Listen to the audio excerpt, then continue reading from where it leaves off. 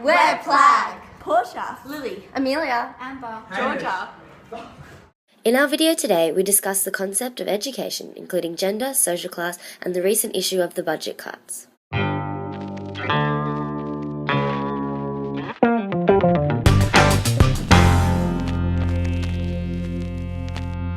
Until the late 1980s, the majority of sociologists agree that differences in the school experiences of boys and girls reflected and maintained the unequal position of men and women in society. The Department of Education states within their current policy that no student's participation, performance, or achievement should be adversely affected on the basis of gender. Feel like women and men learn better separately or together? Together.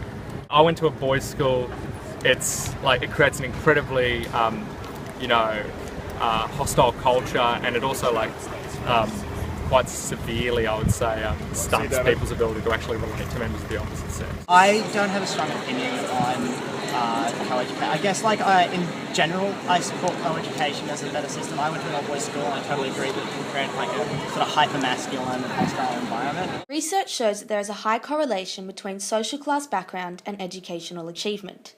For every 10 students who belong to a lower SES background who should be at university, only 6 are attending. The children of high SES parents are more likely to attend and continue into post-compulsory educational systems, whereas children who are exposed to a lower SES background struggle to require such education. Some people say the lower your social class, the less educational qualifications you are likely to have. Do you think this is true or false? And why? I think previously it was false, but I think now it will gradually become true if we're going to create, divisions between what people can aspire towards educationally based on their ability to afford indexed loans and stuff with HECS.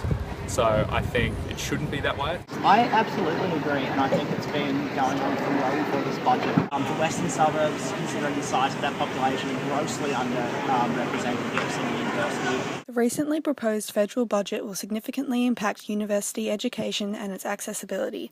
The potential changes to university education include the following: deregulating universities, higher interest rates applied to HECS, and a lower income threshold that initiates when HECS starts to be repaid. It will make many students from financially challenged families very difficult to receive education from universities. This will ultimately discourage people from receiving higher education and lead to a lower national education level. Do you feel the potential budget will adversely affect the education system?